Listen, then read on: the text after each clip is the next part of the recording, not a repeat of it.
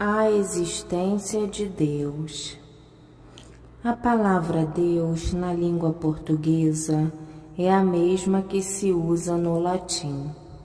No grego é Theos. Em ambas as línguas quer dizer o soberano Senhor e governador da terra e dos céus. A palavra hebraica, que no primeiro capítulo de Gênesis se traduz por Deus, é Elohim, nome que quer dizer o Ser Supremo, o único alvo digno de veneração e de adoração religiosas.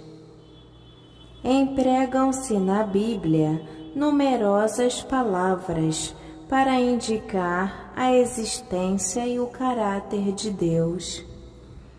A crença na doutrina da existência de Deus é o primeiro princípio de toda religião.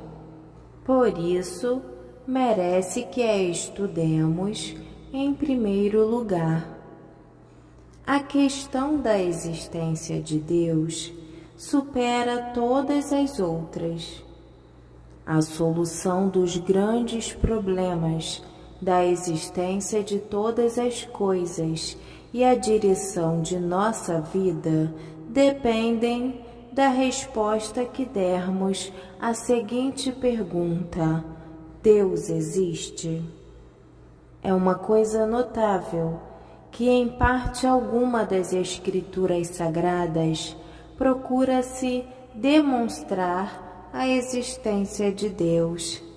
Nem trata-se tampouco de ensiná-la como verdade mediante afirmação categórica. Aceita-se simplesmente a ideia como verdade muito antes admitida. Disso, concluímos que a existência de Deus já era tão claramente manifesta aos séculos primitivos que ninguém ousava negá-la ou pô-la em dúvida. A ideia da existência de Deus já nasce com o ser humano? Tão universal era e ainda é hoje a crença na existência de Deus, que muitos teólogos têm concluído deste fato, que a ideia de Deus é inata, isto é, existe naturalmente na inteligência do ser humano. Uma ideia de Deus, não por causa de qualquer instrução de outro ente humano, mas porque o próprio Deus, que criou o ser humano, depositou dentro dele a ideia de sua existência. Por isso, se um recém-nascido for colocado em um lugar onde nunca poderá receber qualquer instrução de outro ser humano, crescerá com a ideia, embora imperfeita, da existência de Deus. Nos primeiros séculos, os homens universalmente consideravam a existência de Deus como uma verdade já admitida. O homem ficou naqueles tempos primitivos tão fortemente impressionado com tão importante verdade que facilmente compreendemos o próximo e rico relacionamento entre o primeiro casal e o Criador no jardim do Éden. Adão foi admitido livremente à presença divina e, ao mesmo tempo, deve ter sentido profundamente na sua alma imaculada a certeza da existência de Deus e de sua perfeição. Vê-se, pois, que o seu conhecimento de Deus teve origem tão direta e poderosa que ser-lhe-ia impossível duvidar da existência daquele que tratava diretamente com ele. Que um fato tão interessante e importante como o conhecimento da existência e da natureza de Deus seria cuidadosamente transmitido de pai para filho por todas as gerações sucessivas, desde Adão até Noé. É coisa que se entende e era de se esperar, para que a corrente da verdade religiosa que acabamos de ver nascer no paraíso não se perdesse, nem se desperdiçasse inteiramente, nem ficasse contaminada pelo erro. Foi necessário ela ser engrossada pelos afluentes que provinham das comunicações divinas a Enoque e a Noé. Foi por isso que depois da destruição geral da raça ímpia pelo dilúvio, e quando a arca pousou em cima dos montes de Ararat, o patriarca e sua família puderam sair mais uma vez para colocar-se em terra firme e construir um altar consagrado ao Deus vivo e verdadeiro. Graças a essa família, a luz da revelação pôde facilmente acompanhar as tribos dispersas nas suas viagens errantes e extensas, proporcionando-lhes, pelo menos, débil vislumbre da verdade e remindo-as da ignorância grosseira e estúpida que de outra forma teria envolvido em trevas impenetráveis todas as ideias do poder supremo e controlador.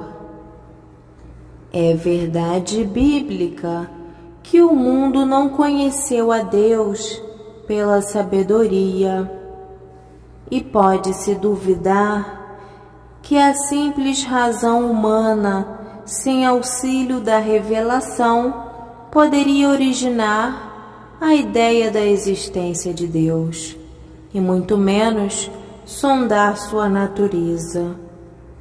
Os mais sábios filósofos pagãos confessaram que deviam as doutrinas mais sublimes e importantes sobre este assunto à tradição. As mais lisonjeiras teorias dos homens em relação ao que a razão humana se orgulha de ter conseguido a este respeito não passam de meras hipóteses e conjecturas. Em período algum da história humana, há exemplo de filósofo que manifestasse a pretensão de ter adquirido a ideia primitiva da existência de Deus por meio de investigação racional. Em todos os casos em que usa-se raciocínio destinado a demonstrar a existência de Deus, não é possível chegar ao conhecimento do fato como verdade original, e sim, simplesmente consegue-se fortalecer e confirmar verdade já conhecida e admitida. Se admitíssemos que o homem estivesse colocado em uma situação tão absolutamente privada da luz da revelação que ficasse sem a ideia de Deus, seria difícil admitir que ele tivesse capacidade de por si só, através do raciocínio, chegar à conclusão da existência do que lhe era totalmente desconhecido.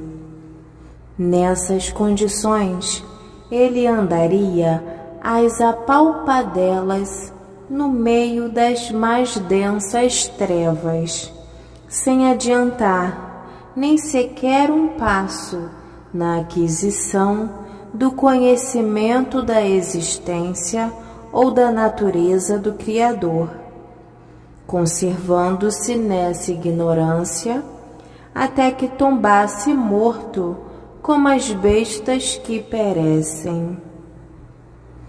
Entretanto, é evidente à vista do que afirmam as Escrituras, que rodeados como nos encontramos pela luz da revelação em todo o seu esplendor, ou mesmo como em geral acontece com as nações pagãs, apenas auxiliadas pelo vislumbre da tradição, podemos ver nas obras da natureza, através das nossas faculdades racionais, no mundo que nos rodeia, numerosas provas que demonstram a existência de Deus.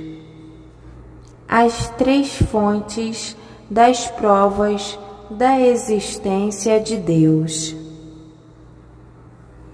Acham-se provas da existência de Deus nas seguintes fontes. Primeira fonte: no fato de ser esta a crença universal entre as nações da terra. Segunda fonte: nas obras da natureza. Terceira fonte: nas Escrituras sagradas. Primeiramente, demonstramos a existência de Deus, considerando a universalidade desta crença entre as nações da terra. Desde épocas remotas, tem-se encontrado provas da existência de Deus. Não há século tão antigo, nem país tão longínquo, nem povo tão bárbaro que não apresentem testemunhos de sua crença na existência de Deus. Quando as águias de Roma penetraram na maior parte do mundo povoado, em parte alguma encontram o ateísmo. Pelo contrário, a grande variedade de deuses com D minúsculo que foram sendo levados para Roma e cujo número foi aumentando após as vitórias conseguidas pelas armas romanas, demonstrava que não havia nação sem a crença em um Deus com D minúsculo. E depois que foram descobertas novas regiões do mundo, os povos dessas regiões, seja qual tenha sido a divergência nos costumes e nos cultos, todos revelaram a observância de cerimônias religiosas de alguma espécie e o reconhecimento da existência de ao menos uma divindade ou do verdadeiro Deus. Qual teria sido, portanto, a origem desses povos na divindade? O mundo antigo era composto de nações que divergiam totalmente na história e na índole, nos usos e costumes, separadas umas das outras por montanhas e por mares, pelas areias ardentes e pelas neves das montanhas, e sem comunicação entre si durante séculos. Porém, todas sempre concordaram na crença da existência de um poder supremo e controlador de tudo. Como se explica esta harmonia nas crenças? Vemos, é verdade, muita diversidade, tanto no número como no caráter das divindades adoradas no mundo pagão. Algumas nações prestam culto a um só Deus supremo, ao passo que outras elevam a milhares o número dos seus deuses com D minúsculo, repartindo entre os diversos membros dessa numerosa família a direção do universo, mas em geral reconhecendo a supremacia de um sobre todos os demais, quer aquele se intitule Jeová, Júpiter ou Tupã. Entretanto, neste enorme amontoado de incoerências, contraditórias e absurdos que se notam na mitologia pagã e no culto idólatra, há harmonia em relação a um ponto. Todos concordam na existência de um ou mais deuses com D minúsculo que dirigem os destinos do universo. Todos os homens, com algumas exceções, creem na existência de algum ser superior a eles, a quem são tementes e reverentes. O fato de ser esta crença tão geral é em si mesma um argumento poderoso em favor da verdade dela. Seria muito estranho que a raça humana fosse unânime em manter-se crendo em uma falsidade.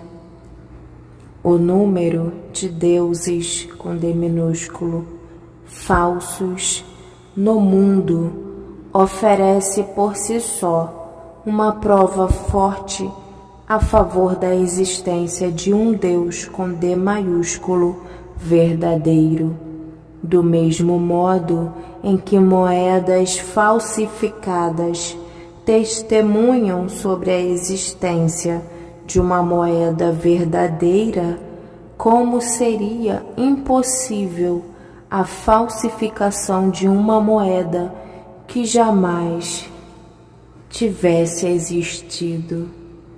Da mesma forma, a idolatria seria coisa impossível se não existisse um Deus com D maiúsculo verdadeiro.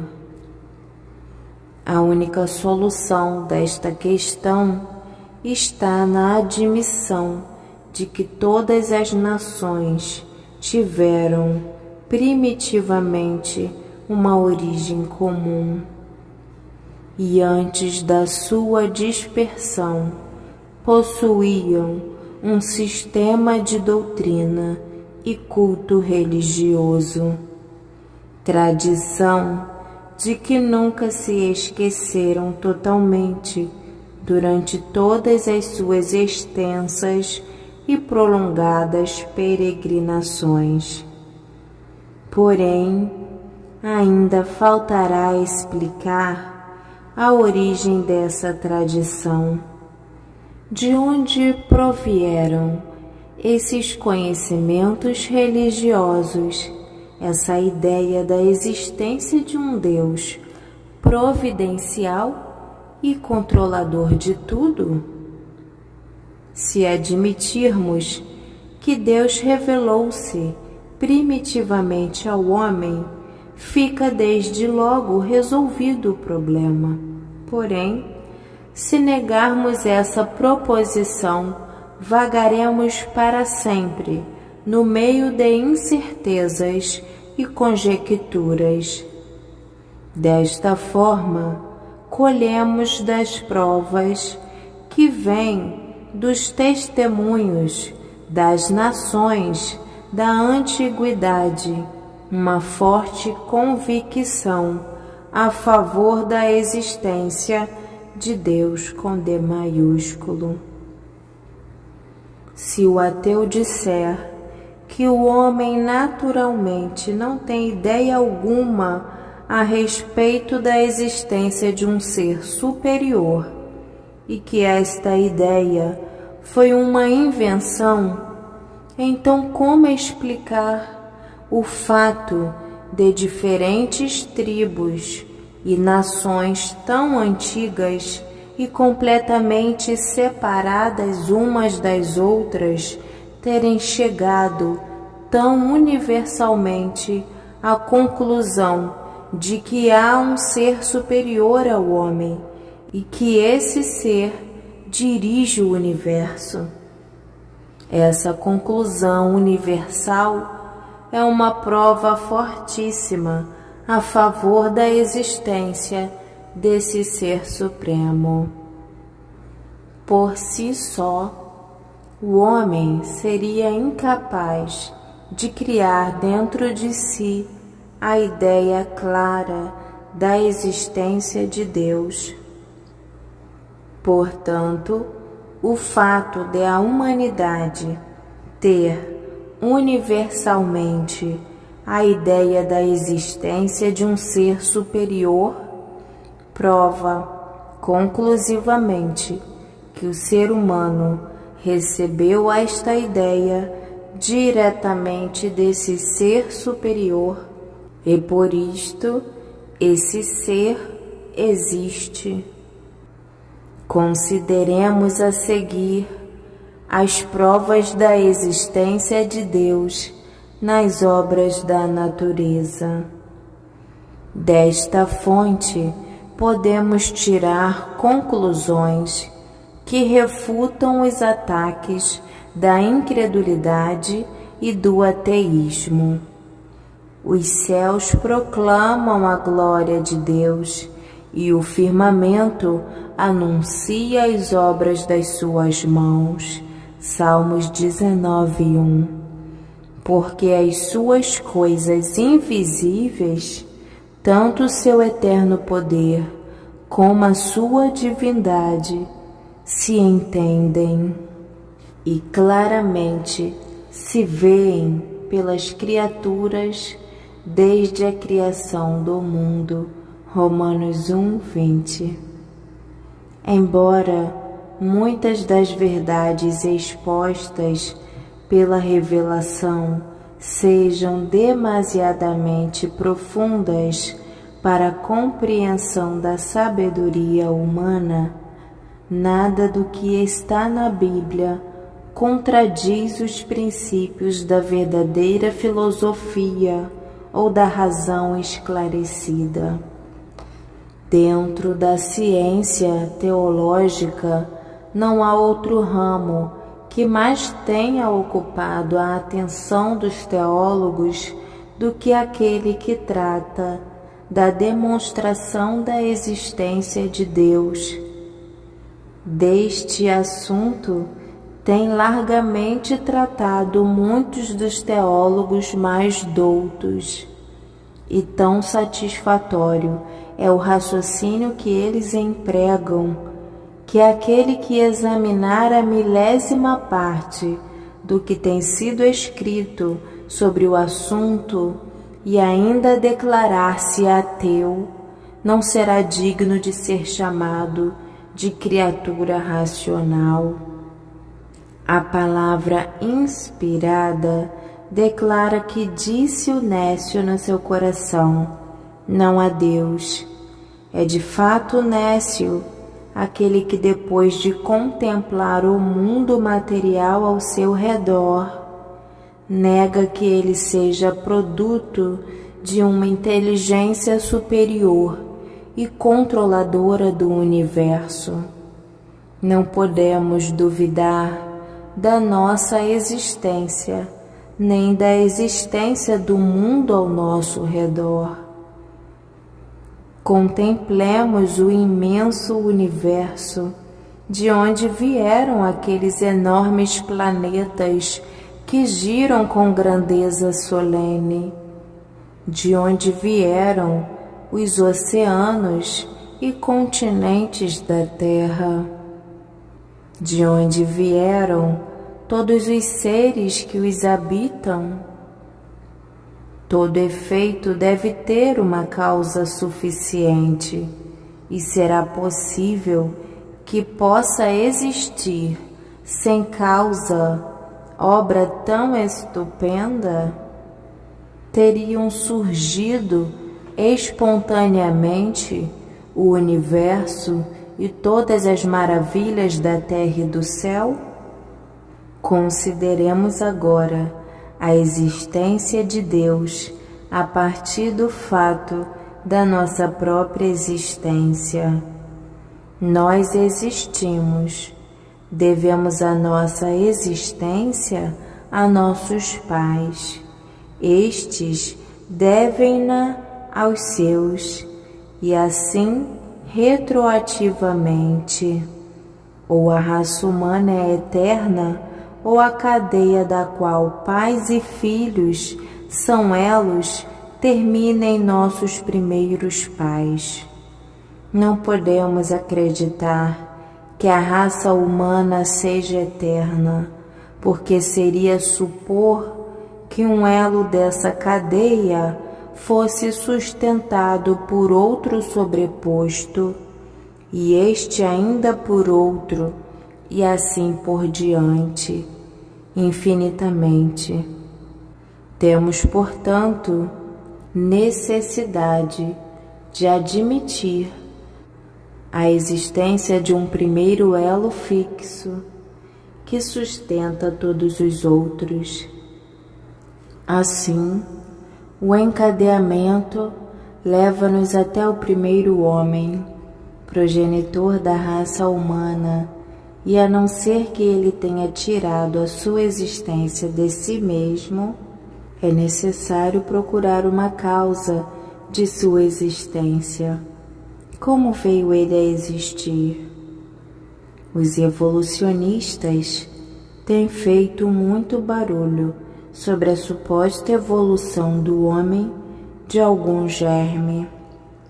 Ele teria sido desenvolvido de período em período, resultando primeiro em um animal qualquer, em seguida em macaco e finalmente em homem, desde que a teoria de Darwin sobre a origem das espécies deu seus primeiros passos, tem-se procurado os elos intermediários que fariam a suposta ligação do homem com o macaco. Mas até agora, o proto-homem, o proto-antropos, não foi descoberto.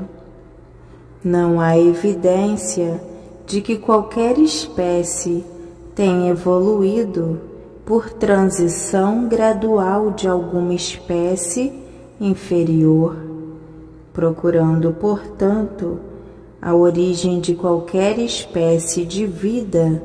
Chegamos, como no caso do homem, aos primeiros indivíduos da espécie. Qual é, pois, a causa da sua existência? Somos levados a crer na existência de uma causa primária, necessária e existente em si mesma, e a não ser que adotemos a teoria da evolução, temos necessariamente de procurar esta causa, não na matéria, mas fora dela. Visto que existimos e que não somos a causa primária da nossa existência, nem os nossos primeiros pais podiam ter originado a si mesmos. E visto que a teoria da evolução pressupõe um germe criado e que este germe pressupõe um criador, e visto ser impossível que a matéria originasse o movimento, diante disso concluímos: primeiro, que a causa primária do movimento criador deve ser uma mente independente e acima da matéria. Segundo, que nossa existência é obra dessa mente independente. Terceiro, como seria coisa impossível que essa mente agisse sem que primeiramente existisse. Logo, vemos a existência de Deus demonstrada como a causa primária de nossa própria existência. A existência de Deus é provada pela existência do mundo e das coisas que se veem ao nosso redor. O mundo teve um princípio. De onde ele veio? Criou-se a si mesmo? Os que não admitem nada além do mundo são forçados a crer que o mundo autocriou-se. Mas onde está esse poder criador? Todas as forças que nós conhecemos são limitadas. Nenhuma delas podia ser criadora. Não seria esse poder o resultado da soma de todas estas forças? Mas uma soma de grandeza finita não dá nunca senão uma grandeza finita. Cada força da natureza depende de todas as outras. Sua soma não poderia constituir uma força independente. Todas as causas são causas secundárias. Sua soma não pode ser causa primária. Logo, é preciso admitir, acima deste mundo de seres, de forças e de coisas finitas, um poder, uma causa suprema, última e absoluta, pela qual este mundo finito foi criado. O que buscamos é além do mundo. O que o mundo nos faz pressentir é Deus com D maiúsculo, o Deus com D maiúsculo pessoal, o poder pessoal que conserva o mundo. Eu tenho interrogado a terra, diz Agostinho, numa passagem admirável de suas Confissões, e ela respondeu-me: eu não sou teu Deus. E tudo que se acha nela me respondeu da mesma forma. Interroguei o mar e seus abismos, e tudo que neles vive, e todas essas criaturas responderam: não somos teu Deus, procura mais acima. Interroguei o vento que passa e a atmosfera com todos os seus habitantes, e a resposta foi: não somos Deus. Interroguei os céus, o sol, a lua e as estrelas, e todos responderam: não somos o Deus que procuras. Então eu disse a tudo que me rodeava: vocês dizem que não são meu Deus. Pois bem, então digam-me alguma coisa sobre ele. E todas as coisas exclamaram a uma só voz: Ele nos criou. Tudo que existe no mundo nos anuncia claramente o Deus Criador, porque todas as coisas que se veem em algum momento começaram a existir. Ora, ou elas criaram-se a si mesmas, ou tiveram existência por um mero acaso, ou então foram criadas por um outro ser. Criar-se a si mesmo é uma contradição, porque pressupõe que um ser pode agir antes de existir, ou que um efeito é a sua própria causa. O fato de se escrever matéria com M maiúsculo e dizer que ela é Deus com D maiúsculo não remove dificuldade alguma, e sim cria muitas. Ser criado pelo acaso é um absurdo. Dizer que uma coisa existe e que não houve nenhuma causa para sua existência é um absurdo maior ainda. Enfim, o ateu, para conservar-se ateu, tende a acreditar em 1000 anomalias que ele não pode conciliar com a razão. Tende a aceitar contradições e impossibilidades inumeráveis, e tudo isto para que ele possa escapar das conclusões naturais e verdadeiras da sua própria razão, para que ele possa fechar os seus olhos contra a luz que brilha em todo lugar ao seu redor, de satélites e planetas, de sóis e sistemas, proclamando a existência e a glória de Deus. Porém, o ateu prefere fechar os olhos e tapar os ouvidos contra as vozes que aqui e ali levantam-se na música harmoniosa da natureza, no sussurro dos insetos, no trinado dos pássaros, no murmúrio das águas correntes, no rugido medonho do mar, dos trovões e tempestades, e nos milhares e milhares de sons articulados de suas criaturas inteligentes, dizendo claramente: há um Deus que criou todas estas coisas. A sabedoria que se observa na ordem e organização da natureza é mais uma prova da existência de Deus.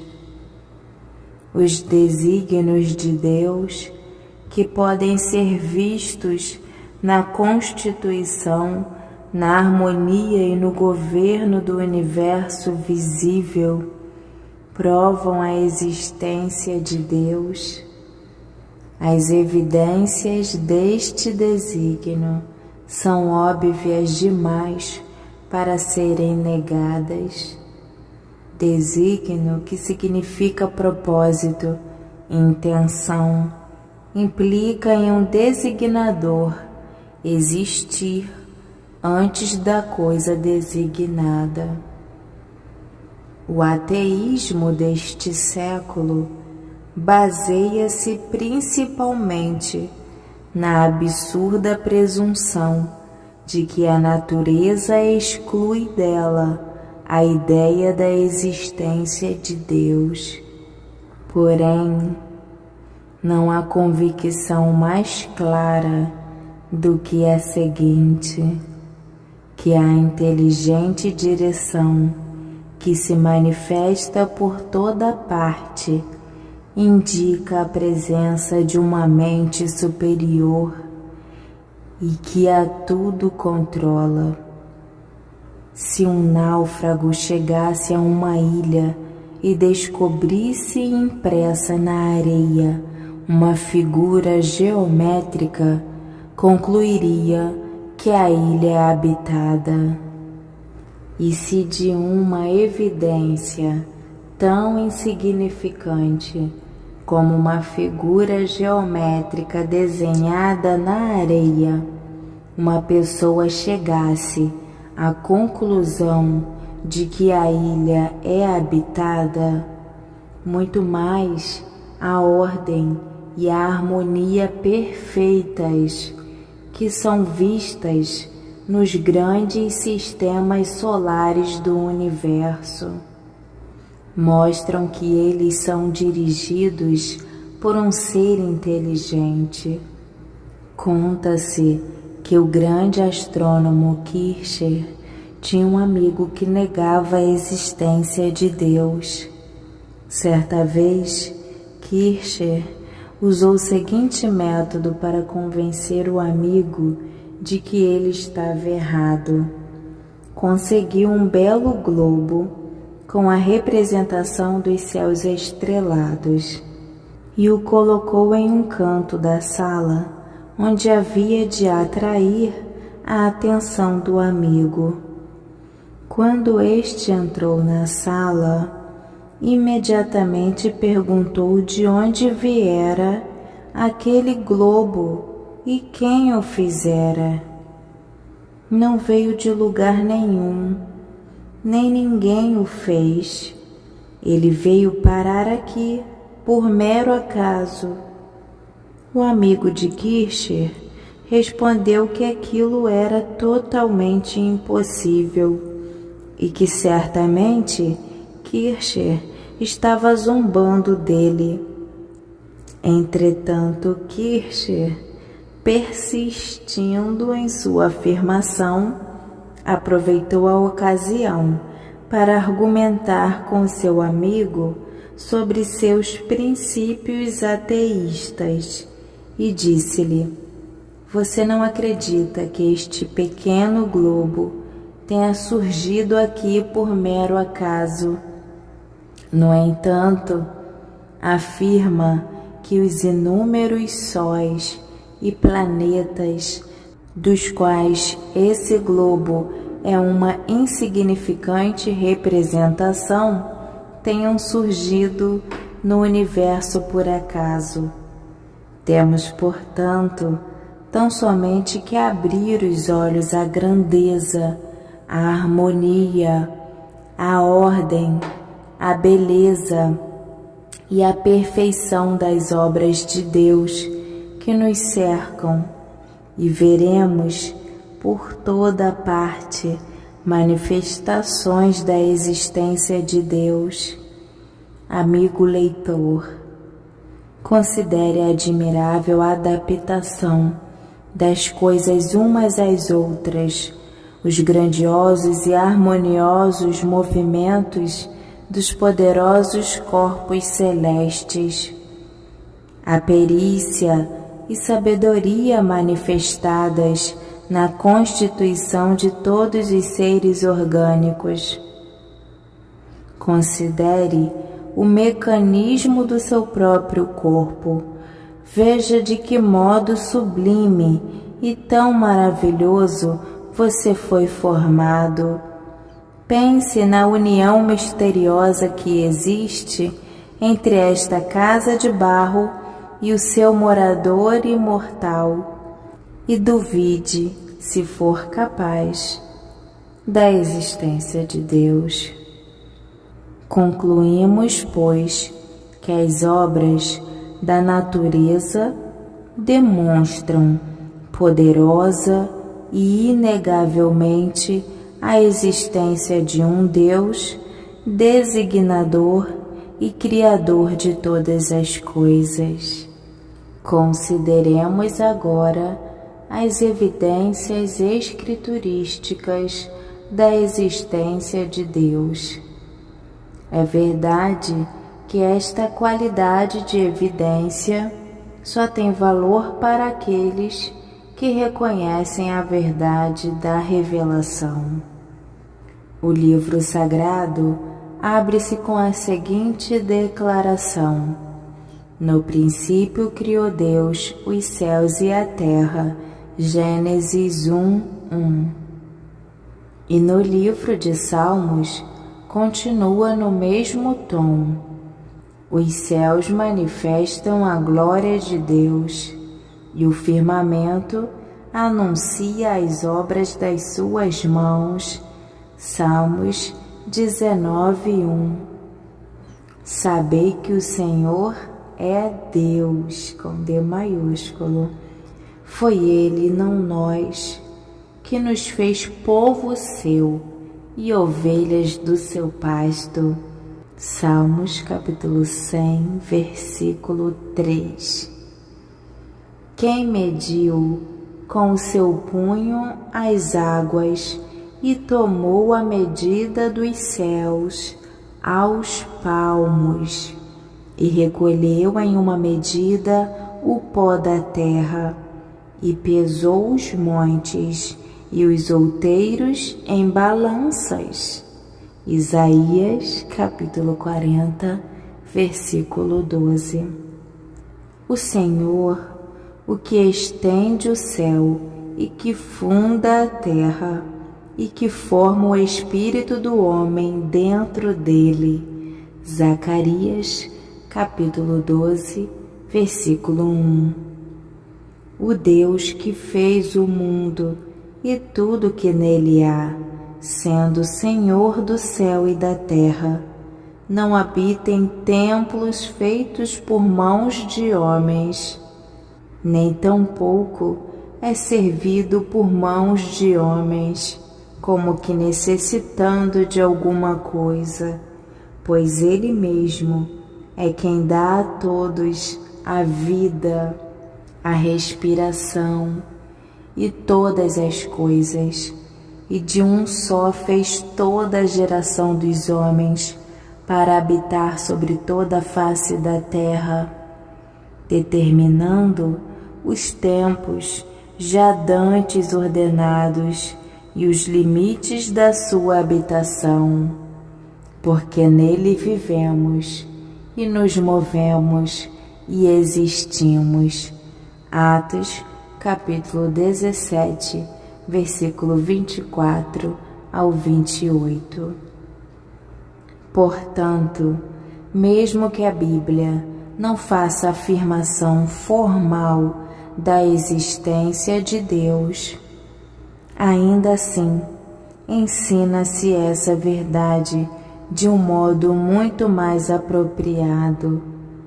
A Bíblia, ao anunciar que Deus criou os céus e o firmamento em cima de nós, como o sol, a lua e as estrelas que anunciam a sabedoria, o poder e a glória do seu Autor, a natureza em toda a sua extensão, exibindo em tudo a beleza, a harmonia e a utilidade, a existência em sua diversidade maravilhosa e extensão ilimitada.